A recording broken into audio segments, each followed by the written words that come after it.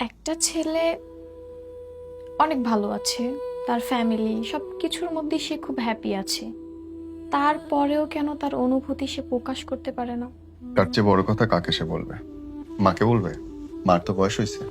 বাপকে বলবে? বাপের সাথে কোনো ছেলের বন্ধুত্বপূর্ণ সম্পর্ক না। বউকে বলবে? টেনশন বাড়বে, আরো বেশি ভেঙে পড়বে বউটা। বন্ধু বান্ধবকে বলবে? খোঁচা দেবে, ছোট করবে। কাকে বলবে? খুঁজে পাইছো কাউকে বলার মতো? ওলাদের নিজের দুঃখ শেয়ার করার মতো আল্লাহ ছাড়া কেউ নেই, কেউ নেই। কারণ এই কাঁধের উপরে যে দায়িত্ব, জন্মের পর দিন থেকে একটা পোলাকে বহন করতে হয়। আর মেয়েদের পায়ে শুধু নুপুর থাকে। আমি বলি না যে ছেলেরা বড় হয় বাবার দায়িত্ব কাঁধে নিয়ে, শুধু বাবার কাঁধ থেকে ছেলের কাঁধে আসে।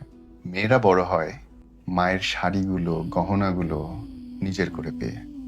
মা যে শাড়ি পরতো তুমি আর সেই শাড়ি পরছো, মা যে গহনা গলায় দিত তুমি আর সেই গহনা গলায় দিছো। ছেলেটা পারবে? বাপের ঋণ শোধ করতে যাইতে হবে না।